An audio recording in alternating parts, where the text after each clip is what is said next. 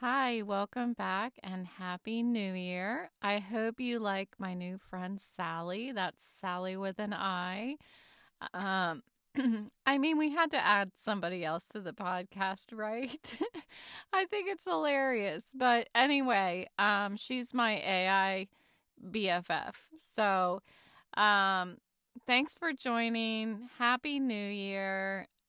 Excited to do some new things this year and make things a little more engaging, hopefully. So I've been putting out a couple ideas that I've had and posted them on social and in the commercial that went live yesterday. So I'll be telling you more about those as we approach them.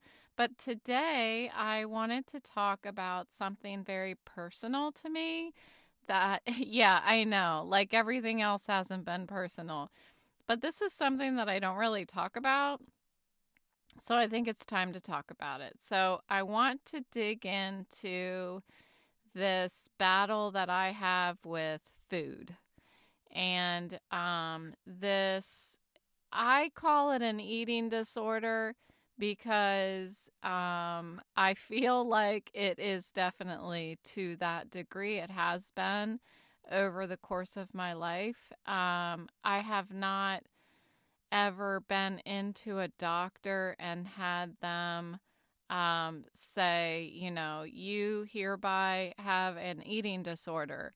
But when you spend months on end not eating anything but an apple in the morning and a piece of bread in the evening, that is an eating disorder. I have had the opportunity to talk to another friend of mine who has had an eating disorder in her life as well. And we kind of compared notes as to what the feelings are on the inside, what the thoughts were, and it was amazing.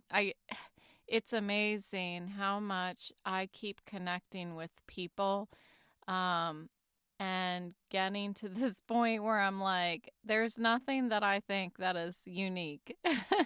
There is somebody else out there who can identify. And so I'm going to talk about it a little bit. And one of the reasons that I don't talk about it is because there are a lot of people who suffer from overeating or eating addictions.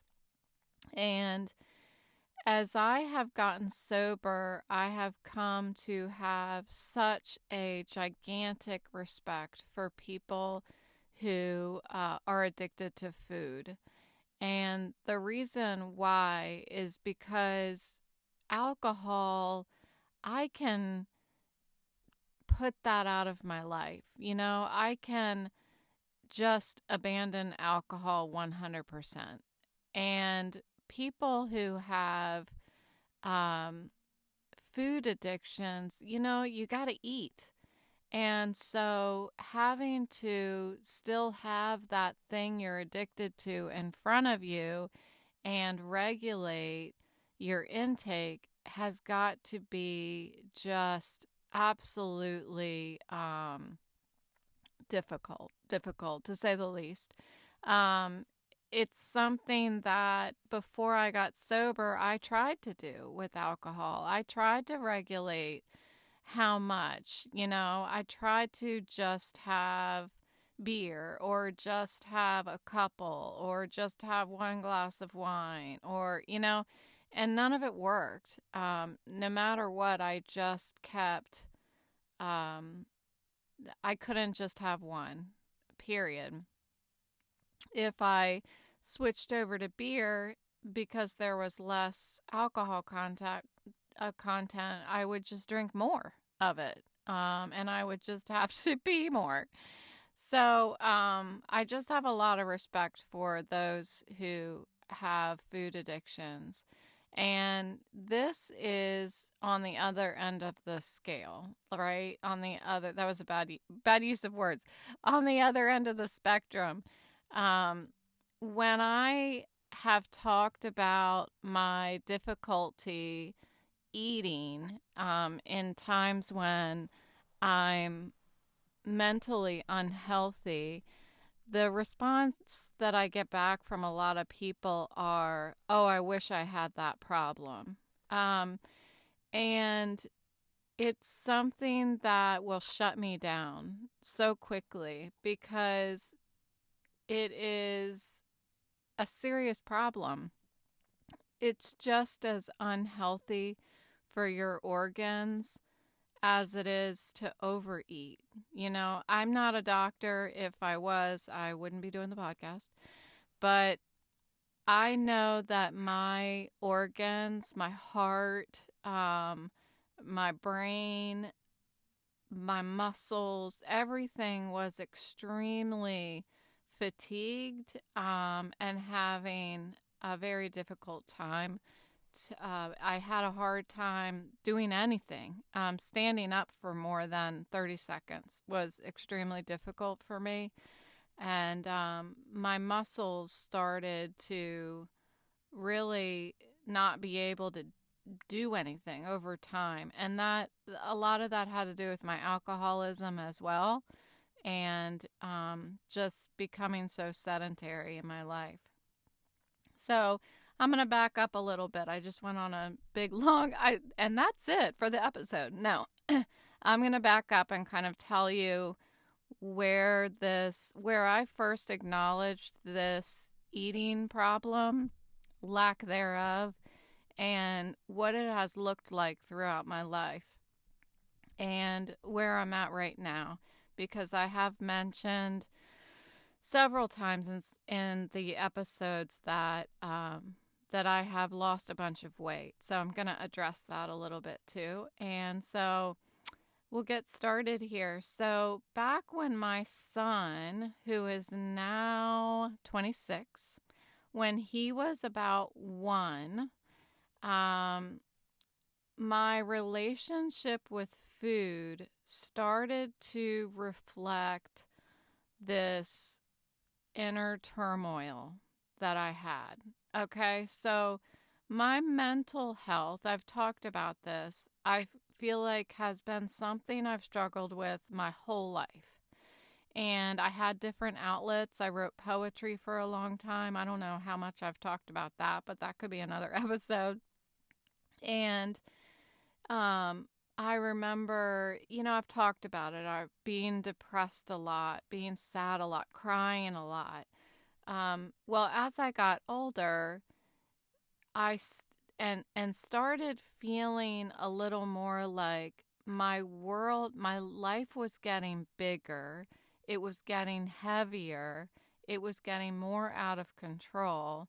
That there was one thing that I could control, and that was my weight. And one thing that I was not aware of at the time that I had my son, and in retrospect, actually today, as I was writing out my script and thinking about these times in my life, that I probably also had postpartum depression after I had my son. I definitely had it after I had my daughter, and I'll talk about that in a little bit. So I remember one night I was giving my son a bath and there was a scale in there.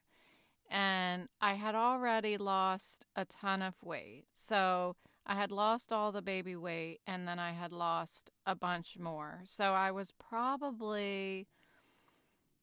um I was probably like 15, 20 pounds under what I was before I got pregnant.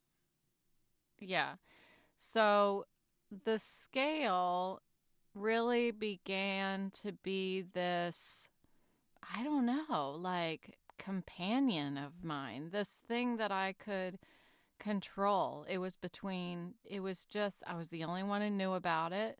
I didn't talk about it to anybody, no friends, nobody. I didn't talk to anybody about this obsession that I had with the scale. And I didn't just eat a little bit. I was really not eating. Um, Dinner time was a time that I focused on my son eating. And during that time in my marriage, my husband was, ex husband now, was going to the gym after work. So he wasn't home for dinner. So there was nobody observing my eating patterns at all. So 119 pounds was this arbitrary number that I had like sentenced myself to reach. And this emptiness in my stomach, when my stomach would growl, it was like it was satisfaction. Isn't that weird? It wasn't hunger telling me to eat. It was like my body was telling me um, that you're doing okay. You are sufficiently starving yourself. I know that sounds really weird, but other people with eating disorders, I'm assured, will understand this thought process. So it was like this emptiness was the emptiness in my stomach mirrored the void I had in my soul, in my heart. And I felt like I deserved to be hungry. I felt like I deserved to punish myself. I felt like I deserved to feel bad. So when I didn't eat, I couldn't stand up. I was dizzy. I was um, depressed, I guess. And yet it was this strange form of control in my life. And I just was obsessed about it. Was like I felt sorry for myself, yet I was patting myself on the back at the same time. And it wasn't about, I think I'm prettier this way. It wasn't about what I looked like necessarily. Although I looked at that like a bonus, that I could be smaller than I ever was in my life. Um, I wasn't big when I was growing up, but I wasn't as small as my best friend, you know? And that was hard. I always felt like I wasn't as pretty, I wasn't as small. Um so I don't have any idea if that constant negative self-talk just followed me through to this time in my life when I was 20. I was about the same age as my son is now. And I guess I was a little younger. Um, so it was more than just a diet. I wasn't making conscientious food choices to make sure that I didn't gain weight. I just didn't eat stuff. I ate just enough to survive. Eating was about survival. It wasn't about yum, this tastes good. And during this time, I also was drinking very heavily. You can pretty much assume that that was a guarantee throughout my life, was I was drinking heavily. So at that time, I was drinking beer. So I would come home from work, I would make my son his dinner, and I would start drinking my beers. And I think during that time I was drinking a 6-pack a night. Um, it's hard for me to remember. That doesn't seem like much now to me, but I guess in my 20s that probably was a significant amount. So, fast forward after my daughter was born. So my daughter was born, they're 4 years apart. So, Let's see. Yeah. So the postpartum depression after my daughter hit me like a freight train. And when I had her, so she was a month old and she got really sick and had a fever, and I had to bring her to the ER. And it turns out she had some sort of I don't know, flu or something, some sort of.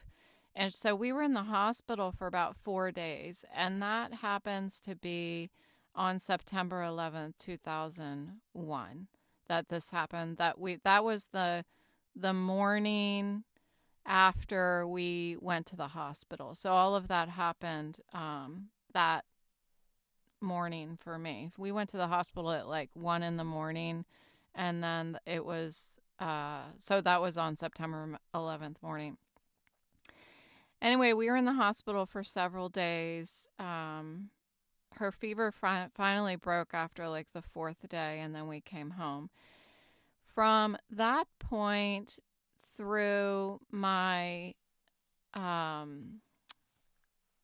my I can't think of the word when you get off because you had a baby, that so that was like, I guess, 3 months. I think it normally is 12 weeks. And I would sit out on the back porch. Now granted, there were no airplanes in the sky. Like, there was a lot of stuff to be scared about, but I remember being more focused on me feeling like if I just ran away, my kids were young enough that they would never even remember me. That's what was going through my mind. That's the thought of that is just embarrassing and shameful to say. I don't know if I've ever told my kids that or anybody else. I feel like I've told a friend that once, but so that's kind of how I was feeling the first 3 months of my daughter's life. But thank God I got out of that. I don't know how, but, and thank God I didn't pull the trigger on doing anything so terrible. But I know that postpartum depression from that experience is something that is really serious and really scary for mothers. Um, and during this time, there's food, right? There's my relationship with food. So, not eating began again to be my coping mechanism. And years passed, and the challenges in my marriage and everything else in life really um, just continued to feed this one thing that I could control, which was the scale. And I want to be clear. I know I've said this before, but my struggles back then were mine. They were my struggles. And unfortunately, they rippled out and touched everyone that I loved, everyone that was in my life, including my ex husband. And anything that I talk about that has to do with my marriage, it's not about casting blame at all, ever, for me.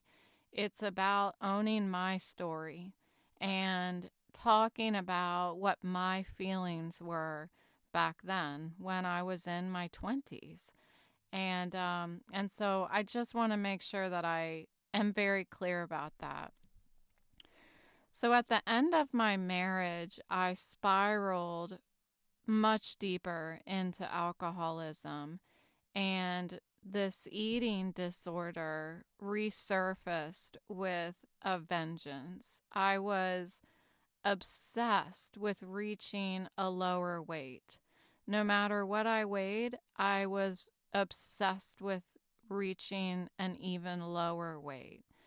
And I was neglecting my health to the point of physical weakness. I mentioned my diet was an apple. Um, Sometimes I would get a bagel. I worked really hard at bringing in a bagel to work and spreading that cream cheese on it and sitting down and really making space to eat that bagel because I wasn't going to eat the rest of the day unless I had that bagel. So I really tried to do that. But I remember throwing it away most often, at least part of it, if not most of it. And then wine. Wine was my dinner, and lots of wine. So during during these times, I was sleeping in a separate room in the house. So we all had our own rooms, and I would just kind of, I don't even remember even being aware of other people in the house. Like when it got late at night, I was intaking so much wine that it's like everybody in the house just disappeared, and I was just in there by myself. And I remember crawling up and down the stairs on my hands and knees because I was so drunk. I remember crawling up and down on my hands and knees. I don't even think that I was like hoping not to be seen by anybody. I just couldn't walk. I was so drunk that I couldn't walk. And um, I started eating microwave pizzas, those dollar microwave pizzas. So that was like the biggest piece of like meal that I would have on any given day was this microwave pizza at night.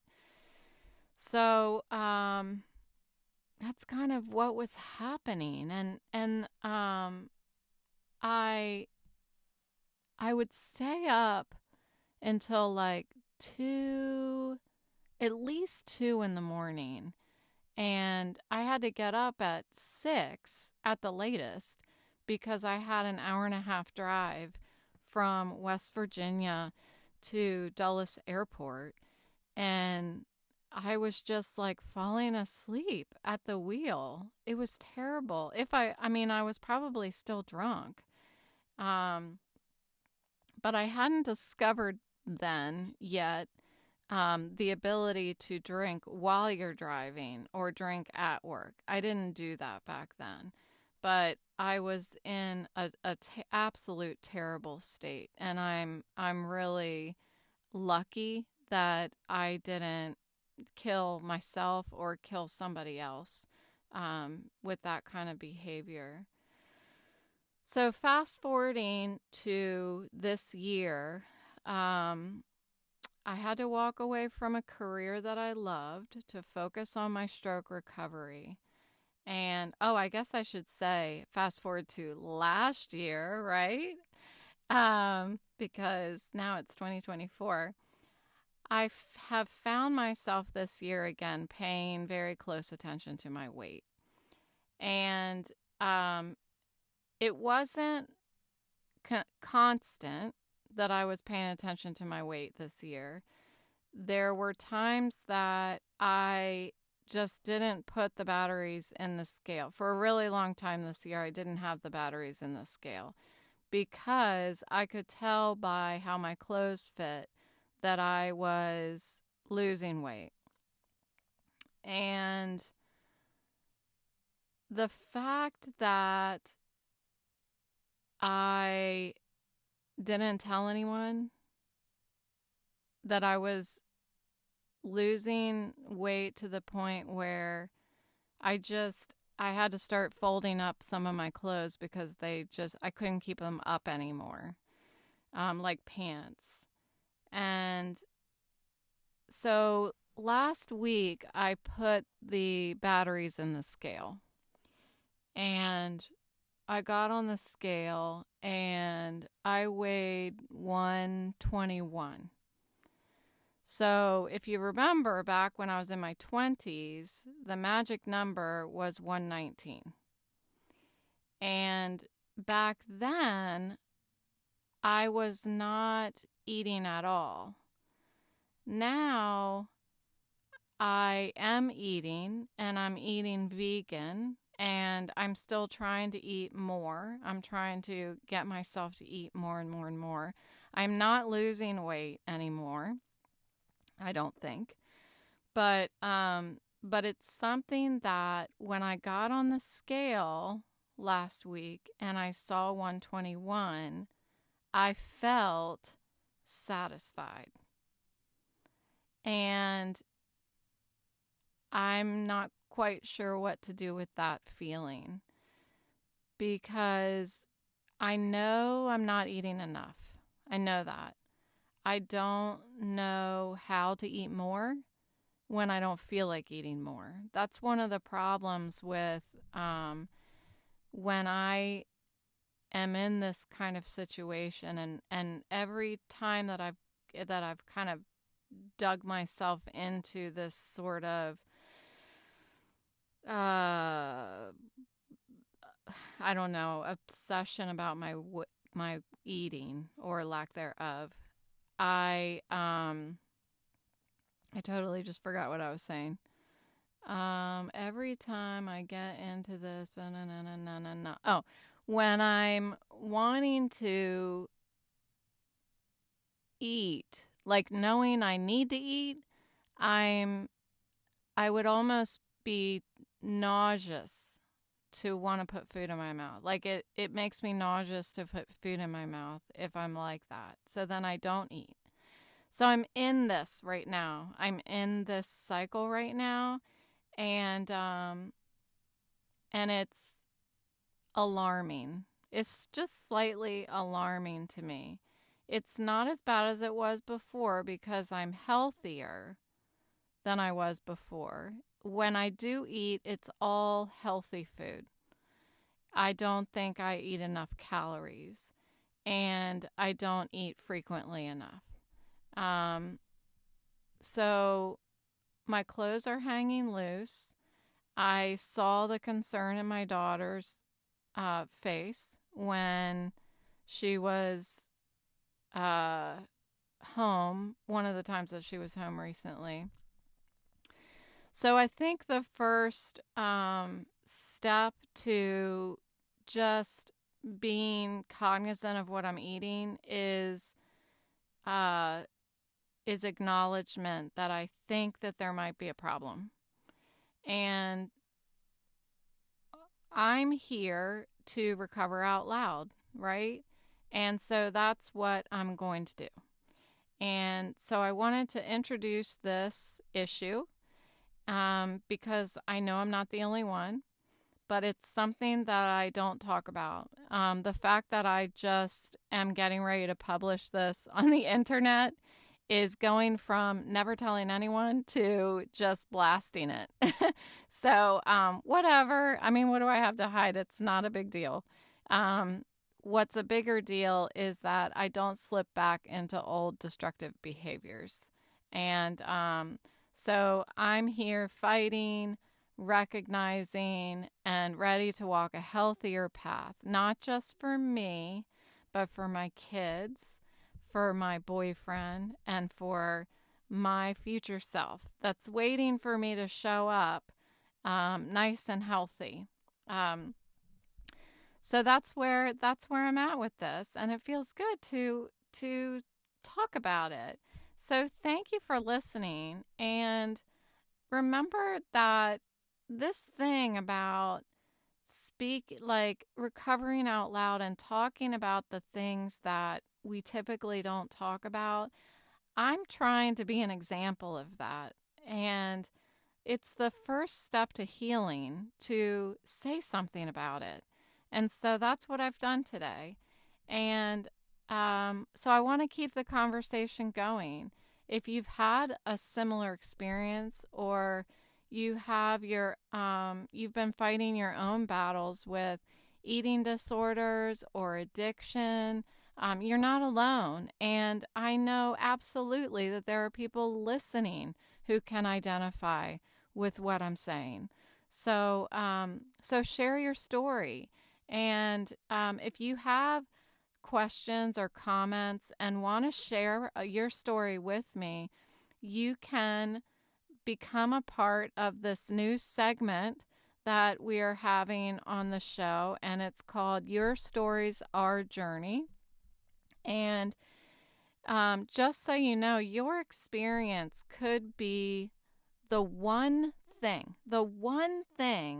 that somebody needed to hear to start healing.